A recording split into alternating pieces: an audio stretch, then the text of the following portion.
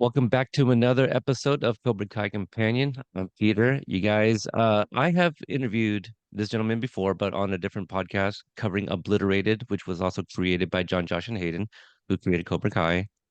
For the first time on Cobra Kai Companion, I have the director of photography, Abraham Martinez, who we know as Abe. How you doing, Abe? Hello. Thanks for having me. Doing well, thank you. Yeah, absolutely. So, not a lot of people know this, but Cobra Kai is finishing off its run, kind of bookended with your work. And you were on Cobra Kai for season one. What was it like going back home, so to speak? Well, it's wild because on social media it's like how it started and how it's going, and that's kind of like how I am with as a director of photography is like I was there in the beginning, how it started, and then how it's going. So it's interesting to see some of the shots I had from season one bookended with the season six to how much they've grown and the story process. So everything in the middle I didn't work on. Of course, I'm a fan of the show.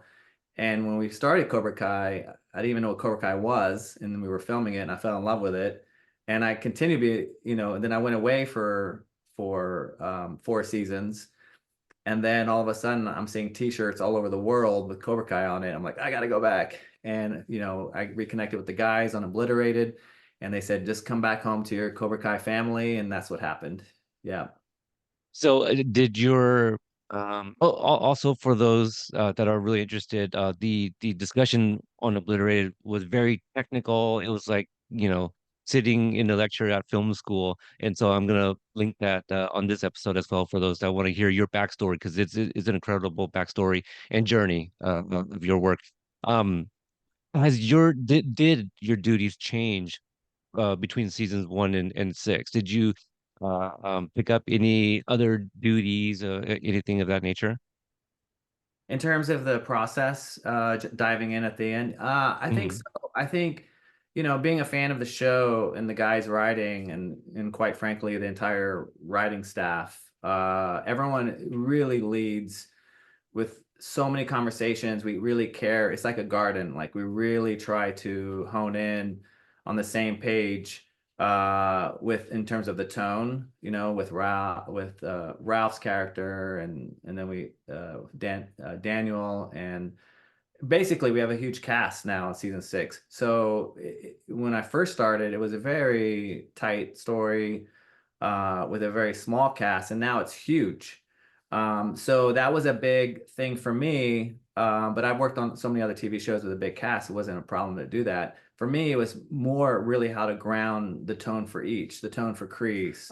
That side was more for me. And then of course all the kids with Devin and Dallas and so on. So I really distilled it down to emotion and what the guys want in our tone meetings with the director. So I really wanted to ground that emotion very heavy this season for six, because this would be maybe the last time we ever see him again. So I really wanted to ground every scene in terms of the tone of the scene. Whereas I think the middle season was definitely a Cobra Kai world. We had the look of Cobra Kai, and I really wanted to really ground the palette because we were going global and we were going really big on our fighting sequences. So that was also what was different. It was a different stunt choreo team than we had season one. And that was a real big draw for me coming back to be with an Emmy nominated world-class stunt team, which is a different stunt team, right, than Obliterated and season one of Cobra Kai. So I really wanted to grow that muscle so I could be on the same page as the guys. Because if we have another show around the corner, chances are, we're pushing stunts to another level, and which we did this season on Cobra Kai season six. So I would say it was multifaceted things that I was working on. But yes, I brought back in terms of technical stuff. I went back to Super 35, which is the original format from Karate Kid in season one of Cobra Kai, meaning it was a bigger negative, a bigger format in the middle seasons with a different camera, which kind of had a higher resolution. It's still a high resolution sensor. It just has a different tonality in terms of the type of camera we use season six. And I also brought back the Karate Kid lenses that we use season one, which were used on the movies, the same lenses. And it was the same lenses that you see on these very like classic movies of the era. So I brought back the Karate Kid lenses this season as well, just to give it more softer tones. And well, for those that are tuning in at home, we're just going to be covering part one of season six, so just the first five episodes.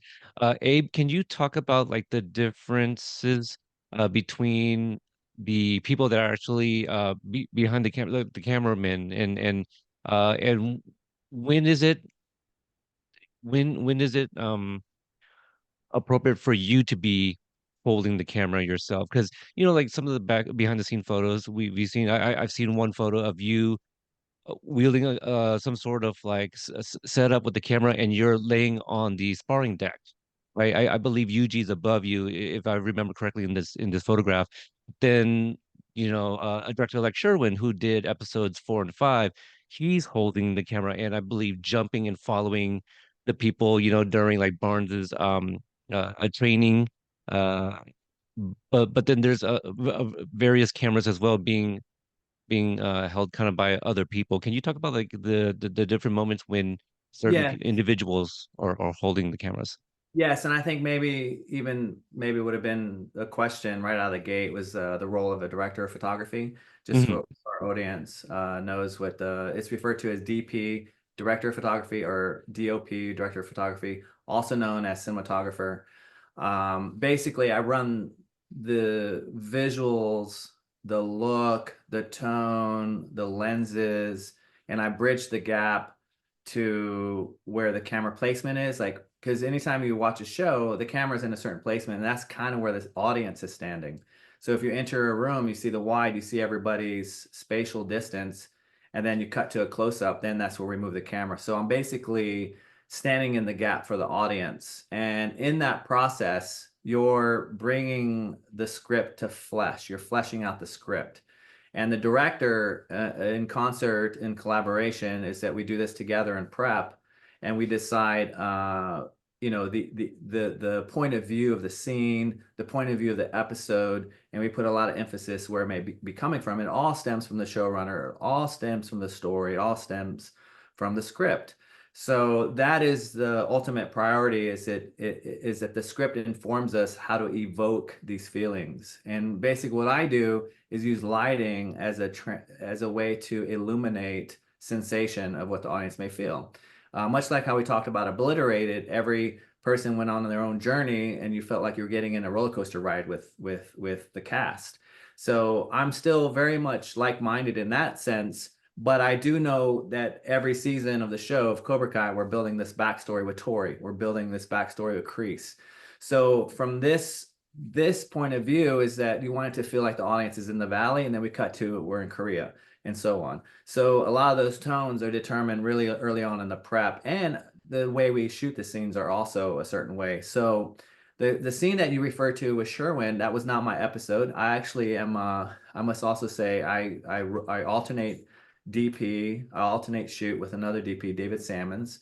I believe I have like 9 episodes, and he has the remaining. So we both are in tandem to figure out the look and tone, but some of his episodes are slightly different, right? Because there was a lot of backyard footage at Miyagi's, and the scene that you see Sherwin jumping, I think sometimes when you're operating a camera, think of it as a pin, or an instrument or you're playing an instrument. Sometimes it's very subjective in an artful way of what you're looking for the shot. So sometimes, very rare. That was a very rare thing that Sherwin did, operating that shot. He had a very specific idea of the shot that he wanted, and the best way sometimes you just will shoot the rehearsal.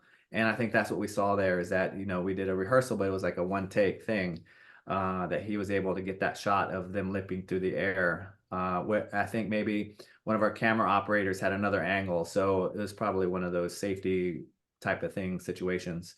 But when you see me operate, it's the same thing. Sometimes I have to jump on the camera to get a certain speed on set that we're looking for, if I'm looking something with my eye, because a lot of the monitor, a lot of what you see is going through my eye in terms of color and angles. And but I must say, if you zoom out, we had an amazing camera team. I'm not alone in the camera department. It's almost a staff of 12. at times. Sometimes we have three cameras. So, yeah, it can range from 10 to 12 people in any given action scene or a very domestic scene. So I basically run through looking for people who love the show is my number one thing because you have to work with a place from your heart. And that's what I do with the camera team because they're also standing in the gap for the audience. So I want them to have love for the show. I want them to have love for the character, the love for story. And my camera operators are basically like mini directors within their window. If they're holding a over the shoulder shot and there's something happening in the background, they have to feel that out. So it's also technical, but it's also a lot of tone. So, and we basically have an A team, B team, but I have like six cameras I work with because I think one of the cameras you saw me is with my combat camera. So the combat camera that I can use is very free form for stunts. You've seen those type of cameras used on like Extraction or even John Wick. And that's the type of camera we have. I think you saw me wearing a rig that's a gimbal. Again, you see those movies like on Gray Man or whatever. There's like certain type of cameras, but a smaller, quicker version that I use. So that's the Ronin. And then we just have multiple cameras for different uses for storytelling. And I think that's what's really was the biggest change. I think in the middle seasons, they only had like two or three cameras, and I had six. And that's just the way I like to work in Arsenal. I do a lot of action. I do a lot of stunts, but also I'm grounded traditionally of working with emotional scenes, people talking about stakes, people talking about very heavy things domestically, you know, whether I do Lincoln Lawyer or 61st Street, which is really grounded into social commentary or social issues. So the thing about Cobra Kai is that, you know, it's such a layered and complex storytelling that we kind of skim, you know, we kind of go through the season about Tori's backstory and Kreese's back wounds that they may have. So it's a lot of that. It's not a very much in terms of what I feel is that we can get as deep as we want, but then we also when we feel them fight or we feel that they're the underdog or up against the rope, you have more connection with the character and the story. And I think that's what Cobra Kai really excels at with the writers, and it all stems from the guys. Absolutely.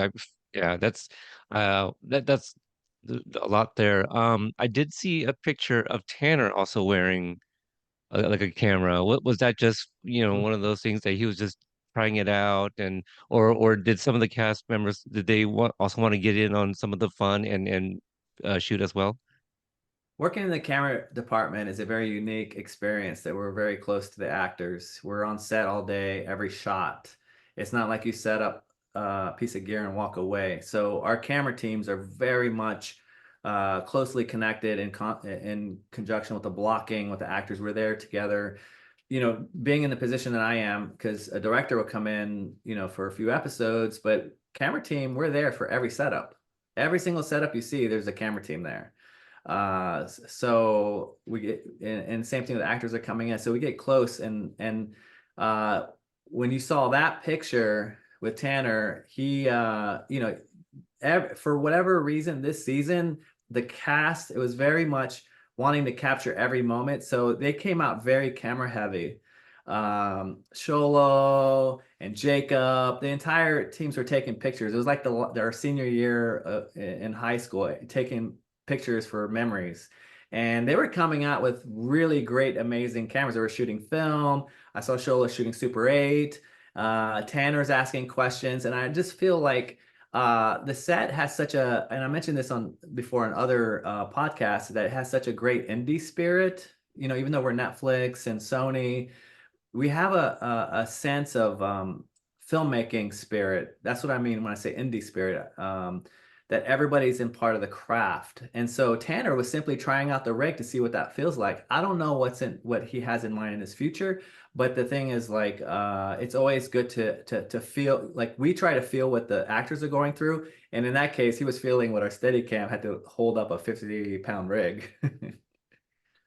Do you get a sense of or from spending a lot of time with the younger cast, someone like a Tanner or Sholo, do you have a feel for like for any of them to possibly get into filmmaking in terms of directing or anything like that behind the lens rather than in front? I'm really blown away. Even Mary was working the set too on her off time, and I think since it's kind of like this ship is about to sail, and it's like you really want to grasp because truly the set is your family home where you feel comfortable. It would be harder to do in a season one new TV show. You can't just be around and really take in to grow your craft. And I felt like this season there was a lot of that, closing a chapter and trying to gain as much knowledge as possible, the process. Because it was, it's very rare for us nowadays a show to go to 6 seasons. And you saw that to be the case where Ralph directed an episode. So there was a lot of shadowing, a lot of sharing. Here's my process. I think I sent you a picture of my table when I prep. I mean, I have little figurines that I copied his process of having these little warriors out on the mat to kind of mimic where we're placing everybody to because it's such a huge cast that you just have to figure out. I don't do it for every setup. I was just mostly for the tournament. But it's this type of evolving process of filmmaking that we have. It's just very human and tactile. It's not AI, and that's where we're really growing to have an empathy or understanding of the process, sharing with one another. And it's always been the case. Even season one on Cobra Kai, Sholo went on the focus monitor and was like playing with that. So it's just kind of all fun, really.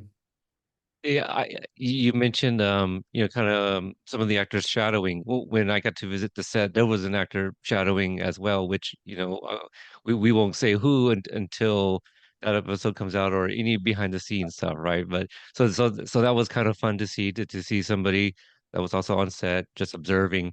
Um, Now this Ralph Macchio guy, do you think he's got a future in directing? Oh, he's so well, first of all my directors all have their strengths. And I just love all my directors. I feel like I'm the luckiest camera person in the world. Because first we all love the show, and anytime we're on the same page, that is the number one, check mark is that you love the show, we love what we're doing, and we just put in the time. It's hard when you're on the road and it takes time away from family, but there's definitely a plus to it because that's what fuels the fire. There's always challenges to our schedule, and you kind of really grow together when you're in the pressure cooker. So Ralph did a bang up job. I really hope we can work together on another show, worlds apart from this world. But I really loved what we did on episode 603, episode 3, from the boxing ring to going to Korea to going to just, even the sleepover. It was such a blast working with him. And we definitely had a shorthand because we're on set all the time. He knows the tone of the show. I know the tone. So we worked really, really well together. Yeah, I definitely have a bullet points of different sequences from part one that we'll go through. Let's so as we get towards that, let's talk about like kind of pre-production and the process. You mentioned these figurines. I'd imagine you get the scripts. I don't know how many in advance, but you're probably focusing on kind of like key parts from each episode and kind of just figuring out how to set things up. But when you get the script, what do you do then? What's the process after getting the script and kind of having an idea what's coming up next? Well, when we first start the season, I get the whole spine of the show. Mm, I figure out the direction we're going to the last episode. So I get early on, I get a briefing from one of the guys. In this case, I think it was John over the Christmas break, kind of filling me in which way we're going. And then it's constantly updates, because it's when we're shooting, there's rewrites and so on.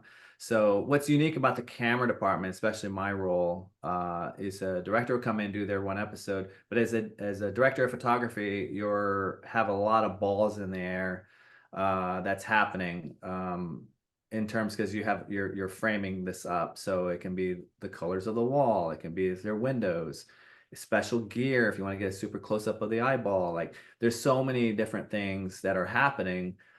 We lose a location, where to park trucks. It can go from anything and everything, really. So there's a lot of bullet points because I collaborate with production design, wardrobe, figuring out a look with the show. But that's not even me. It comes from our showrunners and our meetings, of course, but to disseminate that information. So we always constantly have to communicate. So, so for every episode, I basically take the script, and the script is what guides me. And I just kind of map out, where's this look, a page for color, a page for locations, a page for stunts, page like everything. There's so many pages for every single department that I look for notes or keep an eye out for. So I basically break down the script in prep with my director. I break it down for photography, in terms of color and emotion. Sometimes I write a scene and just distill it to be like, this scene feels happy, this feels joy, victory, and you just really distill the major, because there's so much happening within each scene.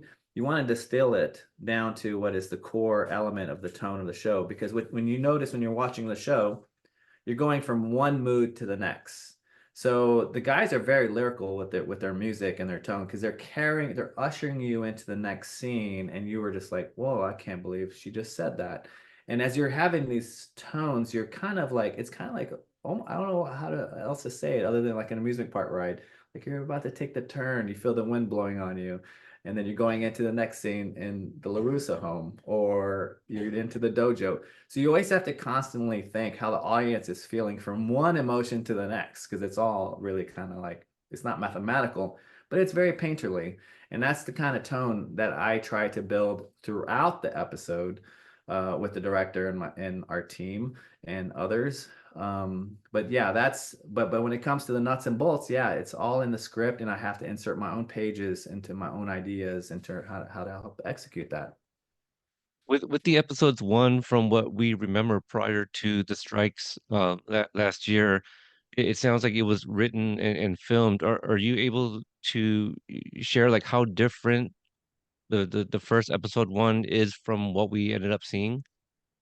It wasn't so much for the show. I think it was more for our team. The guys weren't able to be on set for episode one that we shot when we were filming. I think when we came back after the 7 month break, it was a lot tighter. We were all able to be more focused, because when we went on strike, it was like kind of on pins and needles. Like, we don't have our guys on set, so there was a sense of loss there, but still fun as ever shooting. So when we came back, a lot of the themes and elements are still there. I think things that were much tighter in terms of what we wanted to do. So for me, process is fun, shooting is fun. So no matter what, working with our teams on set is amazing, but having a common goal of where we want the season to go, it was definitely a plus plus for us. Sad about the strike that we're off for 7 months, but great for us that the writers got to get together and hammer it, and really hone in, in the direction we want to go for the season. Mhm.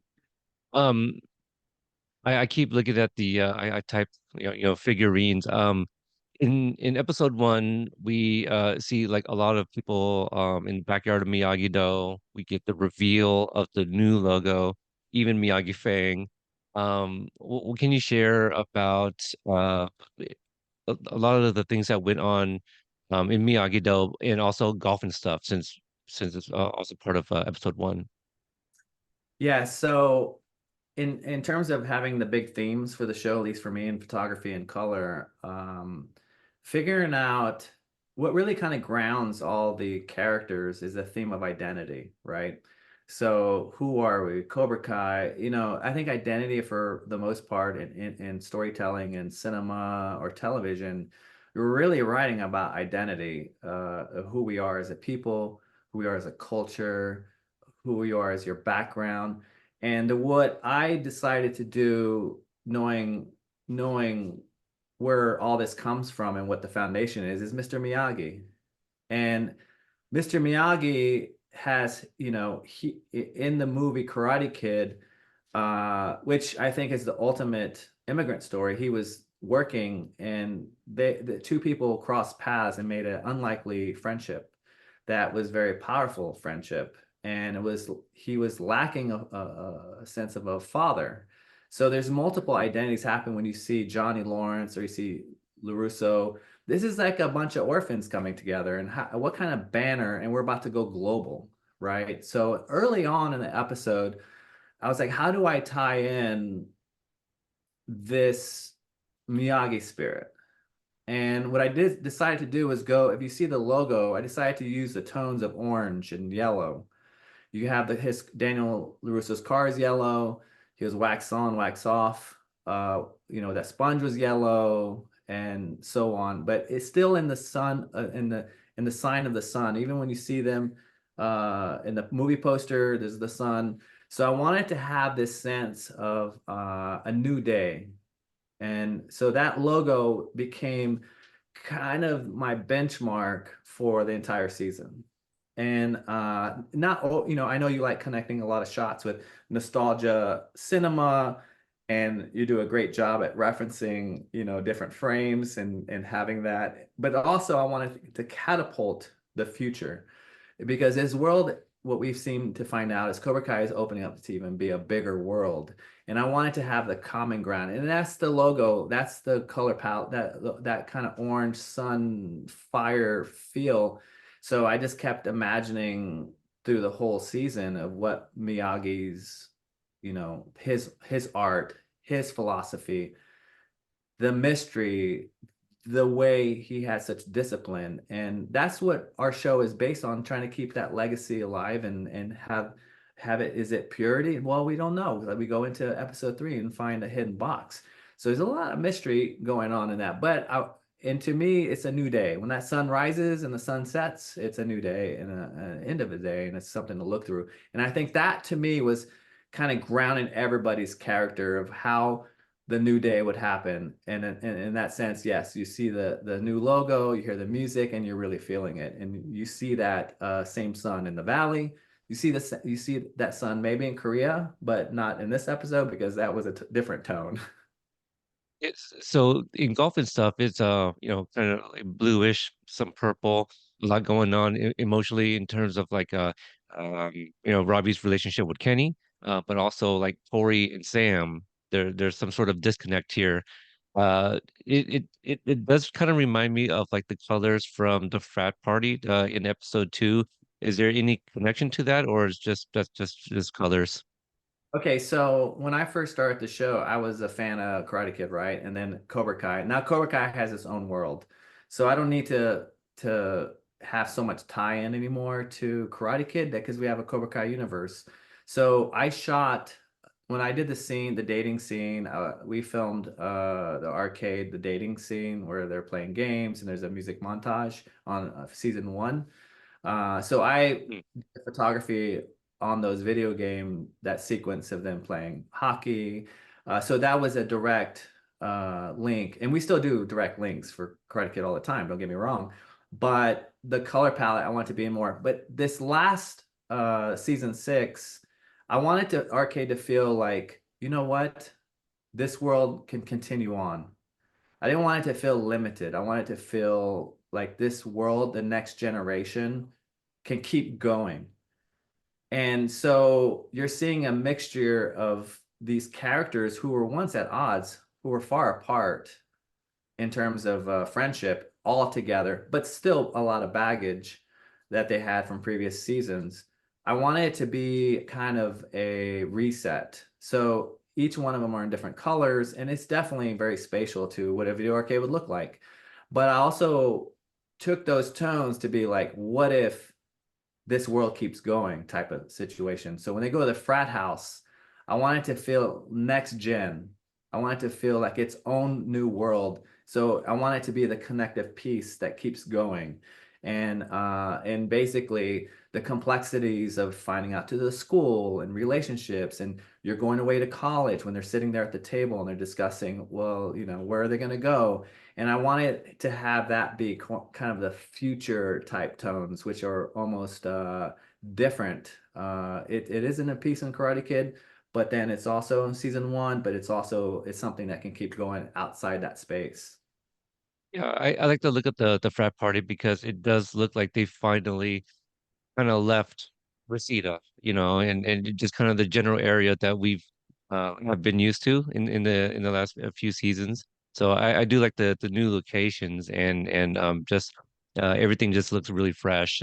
It's kind of like watching like our TV show make their first TV movie. You know, like they have finally left the sets and now these are real locations kind of feel. Yeah, that's what I exactly you definitely caught something there. And in addition to also that video game scene when they're playing Pac-Man, Okay. they're at a union, they're at a college in a union area. And I just really wanted the colors to feel fresh and alive at the frat house, and then also when they're playing the video game, it's a very bold orange that would be, in the school that would have these sodium lights that'd be popping up everywhere. That's very institutional, but at the same time very gaming, which was almost very reminiscent. Not quite, but skirting the lines of our sister show on Netflix, Stranger Things, because they very much have an exact, the color palette that was skirting the lines there a bit. But I had a lot of fun with that the gaming video game, because again, they're talking about their future, where they're going, and it's kind of an innocence of color, cotton candy, these purples, this innocence of color, and they're just bathed and wombed in it. And the same thing with the orange. And it's kind of like we're still kids, but we're talking about our future. So in that is a great contrast. And that's really what I wanted in that space, as you're saying. It's like, yes, but we're still kids in the end. We're still having a party, but we're have real life drama that we're gonna have to deal with. What if you get the boss who's very making you do silly things at the workplace? But this case, it was a frat house, but it was all playful, and that's really what I wanted, to still show their innocence. The Pac-Man, do you have any idea if that's like any sort of like nod to Dimitri's prom suit from season 4? Because he wore the Pac-Man suit. I'm sure there's a lot of overlap. But it was never something I discussed in terms of tone. Yeah. Let's talk about episode 3, newcomer Mr. Ralph Macchio. When I saw that he directed the episode, there was definitely a little bit more of attention. You know, I was like, all right, let's see what he does with this episode and why this episode. You mentioned it, you know, just the Miyagi box, but something that we didn't talk about yet, and I think this would be great. But at the end of episode 1, we see Kreese show up. You know, we don't know where it is. We're assuming it's Korea. It looks familiar, right? And he lights that cigar. Can you talk about the colors of crease in Korea? You know, you shared this with me, you know, on Instagram, uh, and actually, we kind of glossed over the cave as well, and the colors in the cave. You know, the reds and the blues with the snake. Can you talk about that?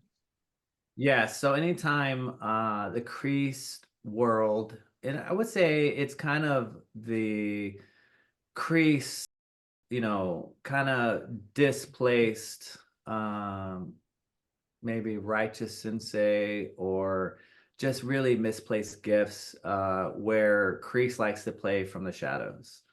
Kreese like, and this all comes from our tone meeting, especially from the guys. They want it to have it feel darker. They want to kind of feel like they have their soldiers out there working. Uh, you know, um, so all from the tone meeting, I decided to really understand what the guys were saying. Like he's always pulling the strings, from the sidelines or from the shadows. In this case, in terms of color and tone, we bring back Kreese, very reminiscent of season 1 when we first see him with a cigar. So there's basically two tones that are happening in that when we see him for a glimpse, and you hear the audio and you see the fire. So the fire is kind of opposite of the sunrise, sunset, kind of that mist, that morning mist that is a new day. Even it can be joyful or just happy. It's a power for Miyagi. And the fire I kind of dedicated for Kreese. Like fire can be refining, but fire is very damaging, and it's just a misplaced gift, really, of a symbol in terms for me and what I used for the palette. So he shows up on the sidelines again in the moonlight, and he lights the cigar. So when you see that cigar fire orange, you'll see it being played in the torches and that whole as he's brewing his his big plans, what he has to get his own dojo going. I use those elements. We have the Miyagi, and we have the elements of the fire, the cigar, and the color orange as well. However, it's more of a damaging impression. So manipulation or the techniques that he uses to get his way and how he uses people. So he comes in at the end of that episode. So I take the blue moonlight and I take that color orange. So by the time you get to episode 3, you will feel the orange impression a lot in the tones there for that episode. In 2 and 3, it just, even when in the boxing ring, you feel the sodium orange lights just coming through the outside of the windows. So there's a lot of orange there, like Kreese is putting pressure on a situation that's kind of an open wound for Daniel. So when you go to the Korea and you see him manipulating Quan, you see the fire on his face. You see him smoking a cigar, and he's again on the outside. And then they come in to fight away from Kreese. So it's constantly playing on the sidelines. So the same thing, he goes into the deepest sideline ever when he goes into the cave, right? So it's very blue. So we go back into that space, but he has to go in there and face something very different. He really has to face his inner demons in the cave. So, there's a difference when you're playing and manipulating on the sidelines when you think you have control. In this case, Kreese goes to the cave, into the deepest sideline, into his wounds, into his mental state. So that's where you see some of the worlds of just intersecting of the flashback or the present time. And it's a very interesting thing when you're working from a place of being wounded as a leader in having a team for the dojo, or even having these stakes that are coming up around the corner, or for revenge or whatnot. It's a human condition that everybody can semi relate to, in terms of like the most simplest form of him looking back at how he was as a leader. So that's where he played it there. And that snake, he had to conquer that and bring the snake head. So when he comes around the corner, he's just bathed in that fire the whole time. He doesn't have a balance of how really to navigate in that space when he comes back to give the snake head. And when he does so, when you see him drop the snake head, it goes from orange and blue on the snake head, and then you cut back to Kreese, and has blue and he has fire. So there's more of a sense of a balance of how he can really, step it up in this world of what he wants to do, and how he thinks mentally he has more control of what he's going to do. But as we continue on throughout the season, so there's a sense of duality that's taking place, because he's able to go back to the core of the martial arts where it all began. And I feel like he thinks, there's power there that he's going to be able to move forward into. I'm trying not to say so much, so I'm finding the words of right to say. But in terms of tone, in a nutshell, it's that moonlight fire feeling. So yeah. Was that a similar idea for Quan in episode 3, where a lot of the daytime was like kind of blue, and then when 100%. he fights Chun, was it Chun Hee and Min Sok, right? And then Yoon. So same thing, right? Absolutely. Nighttime red. Yeah. Correct. So when you're cutting back and forth from the valley, you're feeling the sun, you're feeling, Reseda, you're feeling the warmer tones. And then you go to Korea, and it's just not just blue and fire dedicated for them. It's for the entire Kwan and team. It's the entire look of Korea. You have the fire and the blue look, the moonlight look, and the darker and playing from the shadows. So that's exactly what it is. You see these two worlds that are about to collide. So the first 5 episodes is very domestic, really. Like, I want it to feel, oh, we're at home. We're, sipping coffee in the kitchen, and we're like in the backyard of Miyagi. We're very domestic. And then what's about to happen on the next 5 is that we go global. And that's where I want it to really be its own new world for Cobra Kai that we haven't seen before, that feels different because they're on a global stage, on a global platform. At the same time, these kids are going to college. These kids are going out in the world. And so I really wanted it to have a sense of where we're really, exactly how you mentioned earlier, just in the arcade, it kind of gives you a little window of where they're going, where there's more tones and more for people to find their own identities. You want to go to MIT, you want to go to a school that's nearby the house to ease the budget. And coincidentally, that's what I'm going through in my personal life. My son's about to go to college, and I feel like I'm going, taking him to college tours at the moment, even while we're on the show Cobra Kai. So I'm living that in real time. Well, if he goes to visit that guy Gary, like it helps mom and pop save a little bit of money, right? Yeah, If he exactly. stays local. Um, You mentioned the slumber party.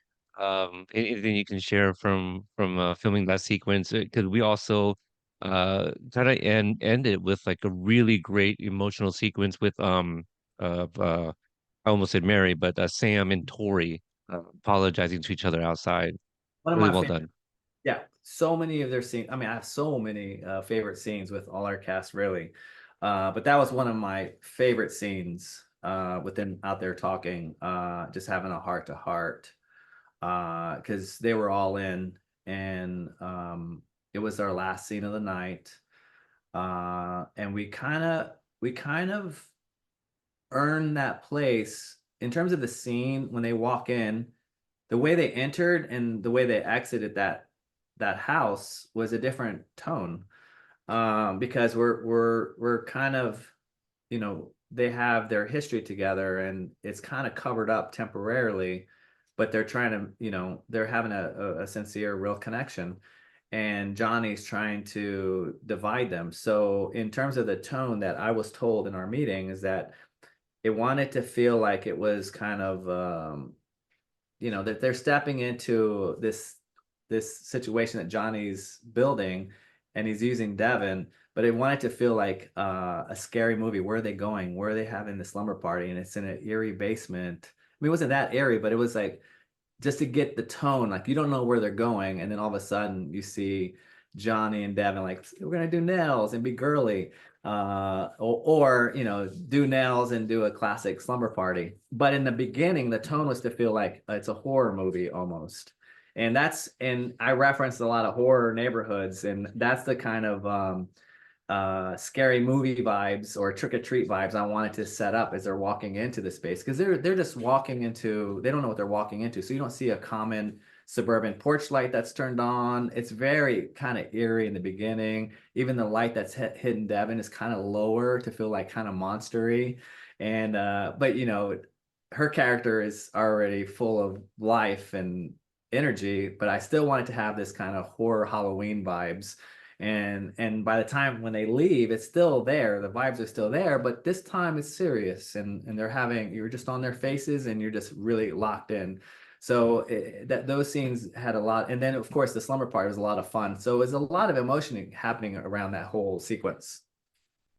And Johnny definitely stole the balloons from the baby shower earlier in the episode, right? Like, Yeah, maybe budget. well, you would probably like, I could probably use these later. LaRusso, I'll help you take down these balloons, and just took them, took them over to Devin's place, or maybe he had Devin steal them. Who knows? Um, let's see, episode 3, we talked about Team Korea basically. The slumber party. Oh, the Miyagi box. Yes, that felt like a movie within a movie for sure. This yeah, little journey. Yeah. I think to me, I'm so happy Ralph directed early on, because with Mr. The Spirit of Miyagi, Ralph gave me a lot more intel in terms of Mm. process, the way the director worked on the movie, and spent a lot of time with Ralph in the prep. So he shared a lot of things I normally wouldn't be able to hear. That is basically his story and experiences of working on the movie, and how he wants to honor the Miyagi storyline. And it just really, as a camera person, for photography, when you enter a space, you want to kind of feel the tone of the family and the culture and the mystery. A lot of times, you know, they're like, "Oh, what's this book?" Or are they reading a book on architecture or like whatnot? You're like, oh, "Did they want to be an architect?" I'm just talking about everyday life for all of us. So having such connection with the Daniel character, looking at the photos, you know, he's looking at when he's dressed up to be a sensei, he's looking at the photo of him with Mr. Miyagi. It really catapulted me into the Miyagi backstory because I do that with all the characters. With Daniel, you know, he came out of a single mom and they moved from east to west. I came out as a kid. I had such connection, you know, with Daniel as my mom was a single mom and I rode my bike around and there was bullies. So there was a lot of built-in connection. So there's so much for the Miyagi storyline is to figure out his backstory and you know if we're sending off the show season 6, it's also so much more to dive into his legacy. And in this process, we find out more about him, and we want to unearth those objects that are in the hidden box. So prepping that allowed me and gave me license to ask myself more questions about the Miyagi journey to service for the government, to the village where he's from, to how he got to America. And I just kept having this vision of him on a boat and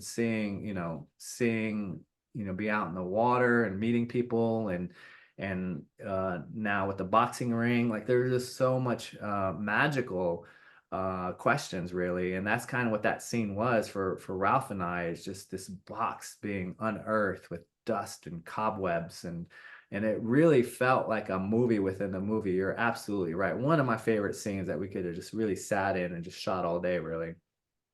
I also like the part where Chosen, Amanda, and Daniel are walking along the sidewalk. You know, it's like walking onto into another movie in itself.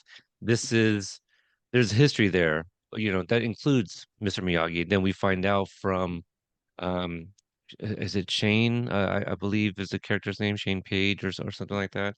Um and I love like the taping of his rib, you know, from the little tackle from Chosen, you know, just kind of like how we saw Mr. Miyagi taping up Daniel the first All Valley tournament in the first movie. Um, there's that's still obviously left a mystery. We have 10 more episodes to kind of explore a little bit more of that backstory. Um, the the training episode with Barnes. Is that also supposed to be Coyote Creek? You know, like the second part of that episode where they go out into the forest, or that's just unrelated? So that episode was shot by David Salmons, Okay, director. So I didn't shoot that episode, but you did mention that. yeah, he might be somebody you want to interview as well and to hear his thoughts on that. So I wasn't a part of that one. For the first 5, I did the first 3 episodes. Okay, So I'm the one. So for me, well, I'm still reading the scripts, right? I'm still tuned in because I have to do the first, you know, after we come back after the 5th. I actually shot the last scene I was of gonna the ask. vibe of the tournament when they walk in. So I was the director of photography to get the tones set up for the tournament. So when you see them walk in slow motion and they're walking in all their colors and they're walking into the tournament, I did shoot that scene. I shot the scene that in the parking garage. I shot that scene in those last 2 episodes. I think I did a couple other scenes. And likewise, Salmon's also shot some scenes on my episodes, called double ups. But definitely for me, on the first 5, I felt like episode 3, again, we were going global in a different way. You know, we're going to Korea. So we had that world happening. We had the kind of the Miyagi mystery look happening, which was a lot of warmth and kind of like what's in the box. And let's go to the gritty boxing ring. And then, of course, we had the Cobra Kai world, which was, you know, the sunny, you know, in the house, birthday, birth, reveal party, gender reveal. So uh, I love this kind of tug of war that we were having in episode three because the last two episodes of four and five are very much in the backyard, very much like go time, who's gonna be the team. And then after those last two, then you open up again, much like episode three, but this time global, right, to Barcelona. What was it like to kind of reconnect with Adam Hirschman again for episode two? Oh, that was DJ Candy Corn. yeah, that was amazing. He is killer, awesome. I wish we could see more of him, and it is. I like it when worlds collide. He was so fitting in that scene and just brought a levity that was so gratifying. Yeah, I haven't seen it online yet, but I do wonder if anyone out there has kind of questioned, is him and Stingray related somehow? They just those two characters kind of seem like those two oddballs that don't really quite fit in the world, but at least through dialogue, Adam's character, what was his?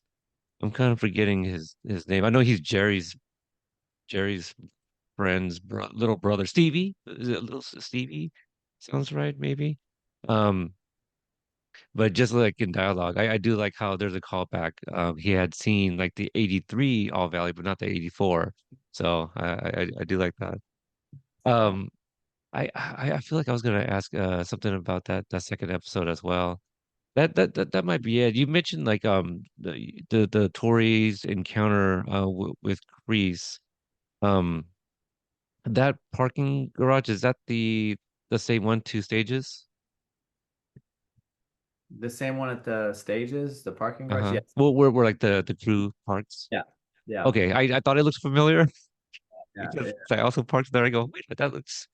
I wasn't sure. Yeah, we shoot at locations, there's still filmmaking process just to try to get locations that we have. And it was a new space, new stages that we shot at this year than the previous five seasons.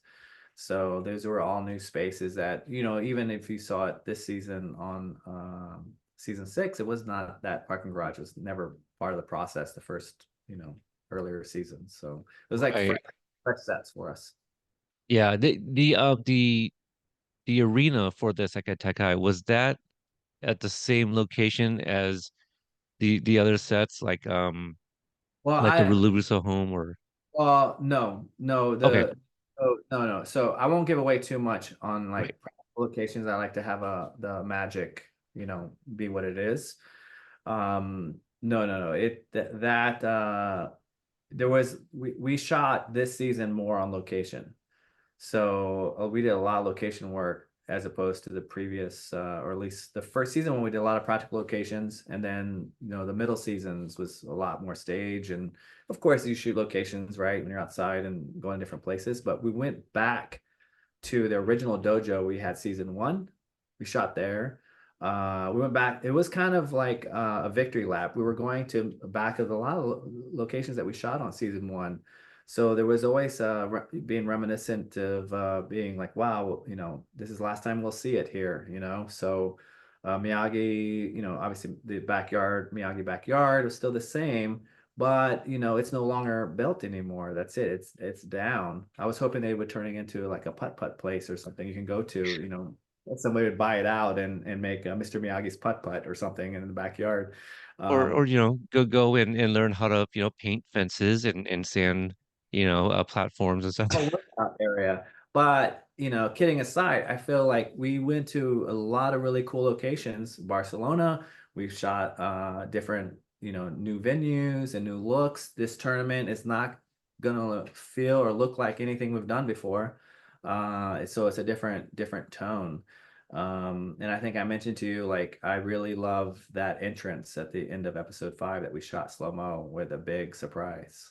Yeah, well, let's finish up with that. And I just one last aside here about the Sekai Takai location. Because if it was there and I was in that proximity, I was going to say like Kyle did a really good job at keeping preventing me from finding the arena and taking pictures in there just to kind of keep me spoiler free. And so walking out of my visit, the only thing that was spoiled to me. Like I did find out that Tori was not part of Miyagi-Do. So I'm like, what happened? And so when I got to watch, part one, I was just like, all right, that's the only thing I know going in. Let's see how it happens and the unraveling in season or episode five. It's wild. So you sent me some some of the influences for this last sequence. Sounds like the Warriors, 1979 was a big one. Uh, please take us through the final sequence of following Team Korea into the arena, and I guess even Kwan kind of gives a look to Team USA, like that's them, that's it, like that's what we're dealing with here. Just because I think it's a great shot. It's unlike anything we've seen. And these are new bad guys too. These are new characters that has not yet picked on our core group. Right. No, I think I really love, following your social media. You make a lot of great connections like Bloodsport, Thank you. uh, you know, and other movies, I think that tie into more than just Karate Kid, but the era. Um, and we're all cinema fans, right? We love cinema. The guys are supreme in that. They love movies, and we just, getting our hands messy and help, continue the tradition. I was apprenticed in Hollywood, so 25 years of working on movies and TV shows, mostly movies in the beginning. So I still have that um sensibility of even last night I was watching Terminator 1 and 2 with my kid, and some of the people who worked on that were my buddies, so I could still tap into that. So for Bloodsport was a huge reference for me because we shut down, right, for 7 months. So I went back and did a lot of research in terms of tones and textures and framing, and I use even comic books. I use so many references to help fuel my fire, as I'm doing a 14-hour day. But one of my reference, yeah, was the Warriors. Karate Kid and the Warriors use the same exact lenses. So when I'm watching the Warriors and I see it out of focus, I could tell it's the same lenses we had on season 6 of Cobra Kai. So the fall off on that in terms of colors is, the Warriors is not the Cobra Kai palette. Frank did the wardrobe. We had the production design. So we all had to kind of be on the same page. But the way you have your costume and your production design, when it falls out of focus, it's painting time. It is a time for creative, and that's basically what I do with lenses. I do research of how it looks out of focus. So when they're talking about something, there's this beautiful collage or this impression that's behind them.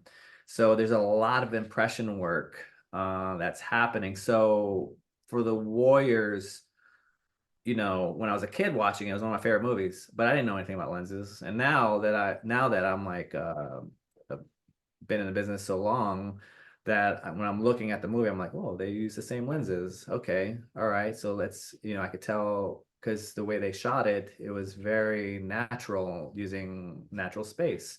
And that's the kind of place I like to work because you don't have a lot of time to change every fixture. And they certainly didn't do that on the Warriors. And the way the Warriors are grouped in different colors and in groupings is the same way we did on our show.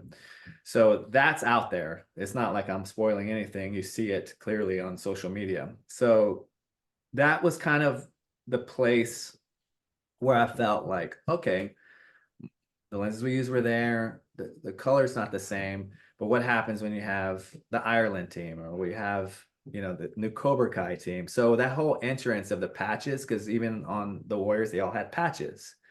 They were all custom made patches on the Warriors. So that kind of electric that anything can happen at any moment of these teams, even though they're disciplined and with their dojo, it's like, oh, they're coming into this space. So that they felt like almost like gangs. But more importantly, is although that was a kind of B-side inspiration, which is in terms of lensing and groupings. I think the biggest part for inspiration is I wanted to make it feel like a karate opera. So I wanted to feel like this is the main stage, the best of the best.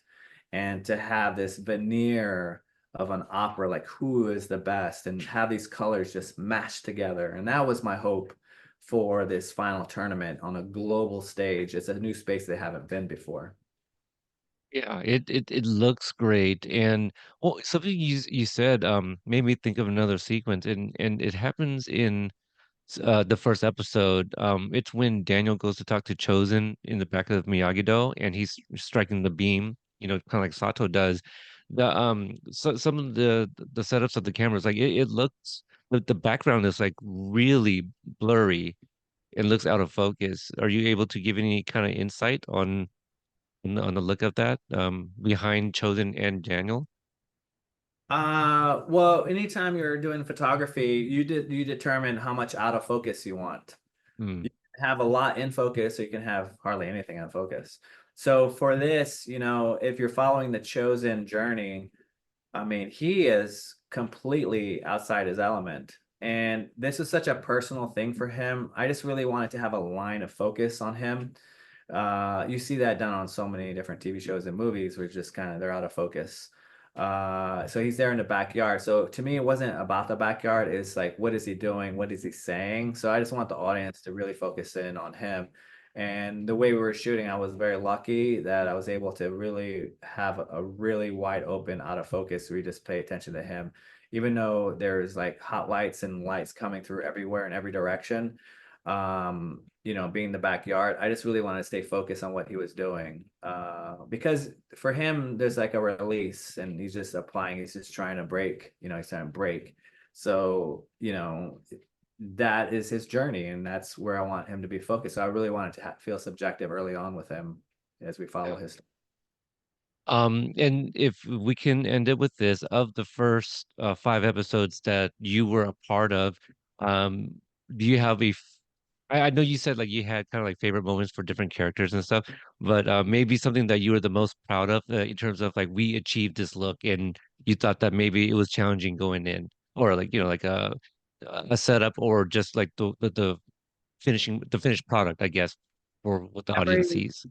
well, I'm very vigorous about every setup. I don't, no matter what the challenge is, running out of time, um I stay very I stay very attached to what we're trying to do. So for me, I mean, there may be a few setups that got away from me in terms of like time and what I wanted to do, but very rare, very far. Had a great team, excellent, fast, caring team, that care about the show. And sometimes that can hold you back because it's like you're moving so fast, but can we just, do this? But by and large, we were like hit every button I wanted to hit and press and pull and do on the show. And for me, as time went on, I started loving every episode because it keeps building on one another. Just imagine like, what do you call it, Jenga, where you put pulling every piece. You know? Yep. So for me, every scene was so important because it leads to another scene and these other scenes. So for me, they're all my kids. Every scene, they give us the script and I just embody that script until I shoot it. And it, for better or worse, my family's even like, what are you thinking about? I'm like, I'm right now in the dojo. Like I'm constantly fleshing out and working in advance because my job is to go into the future to shoot it. And that's where I have to live in present and in the future because I have to set up all the pieces in terms of what I need to do to get things going, rig a light or like, open up the window or set up light. It starts to rain. So for me, I can maybe say per episode, maybe, but there's so many scenes that I love. I really liked what we touched upon before is opening up that university world a little bit. Kind of just, we have our bubble we've been a part of, and we're about to go worldwide. So we open that up. We open this Mystery Miyagi. So our world is just kind of opening up, and that's my favorite part, really, to do is to really swing, do some big swings in Korea, with them carrying the bags and sweeping crane moves and And then, but to me, those are fun, but sometimes it's just a personal one-on-one, like very small conversation, a sidebar conversation. So every scene is very important to me. I know I'm not answering the question, but truly it's true. I never let any scene try to escape without getting texture, getting it either moody or whatever it may be. I do like that you do kind of mention like the college world, the frat episode, and this what a contrast, right? From season one where Kyler is the bully. Kyler's now being bullied as he's being, hazed. At least he thinks he's being rushed for this frat house. But um, what a ways the characters have come from season one. But yeah, I do like that. I think that is one of the heartfelt elements of this show is that we can relate to that. It's if you're going from middle school to high school, if you're going from high school to college, if you're going from college to the workplace, or you're going from East Coast to West Coast, no matter how you want to lens that experience, there is common ground for all of us to say, hey, I relate to this. I relate to this. At a heightened level, obviously, make it turning them into a vacuum cleaner. Uh, but then to see like that's not how I saw you, and there's a vulnerability there. And I think when they're talking in that diner, and the other kids gave them props to me, oh wow, it's amazing you did that. You can check us out because you have to pick your friends and you have to pick people who you want to be around. And you all at the same time, you're moving towards a career, you're moving towards a goal, and do they align with that? And I think that's what we see as a thing, even as a dojo, or even as how I want to name the dojo. And there's a lot of compromise. So these are all very relatable human condition experiences for all of us to relate to. But for us, it's a lot of fun to really explore that and entertain without agenda. Yeah, I know I keep trying to wrap this up, but like just the whole idea of revisiting characters from the first season, um, I'd be remiss if I didn't bring up Yasmin, who returns to Miyagi-Do, and then she has like a conversation with Dimitri inside. Can you talk about like the lighting inside Miyagi-Do when they're talking, and what story you may be trying to tell Yeah, there? well, that one was shot by Dave Salmons. Oh, So okay. yeah, Was that still episode? Was that four or three? uh, Maybe uh, four if it was four. maybe it was four. I'm sorry, I keep mixing up though. No, it's totally fine. No, I love that you bookmark these scenes because it's true. There is a lot of going full circle, kind of doing a victory lap, if you will. But yeah, I think so. I think it's just kind of make it more on the romantic side. But yeah, that's a one. Once you bookmark that for David Salmons, ask him that question, what his thoughts were on that scene. I like that scene a lot too. Yeah. Yeah, I'll definitely want to speak with him and kind of see what the next five look like as well, since I got to pick your brain on this first five. Yeah, Okay. happily to talk about the middle five. Definitely each um each five blocks have kind of their own, it's like their own season in terms of scope, scale, and the back five, right? It's the last five, so they're of their own. So it is very exciting and a most unique way to have a final season of a show, and I think they did a great job. I know we have to wait that long, but it's an amazing journey, and we get to savor it just a little bit better. And it's it will feel different. It will be very exciting even when I think about it now that I'm on, here in my summer vacation. It's good to think about it. And I'm still, I'm watching Terminator, but every now and then I'm like, oh, I think we did that did something like that, very similar, Cobra Kai. There Like we go. Kreese is the Terminator in season six. Yeah. So yeah, it's a lot of fun, with my kids, and we just soak it in. But yeah, I'm so grateful to be part of the show. Thank you, and all the people who follow you. Like the cast and crew were amazing. So, just all this is just surrounded by just an amazing team, really. So thank you for having me. Absolutely.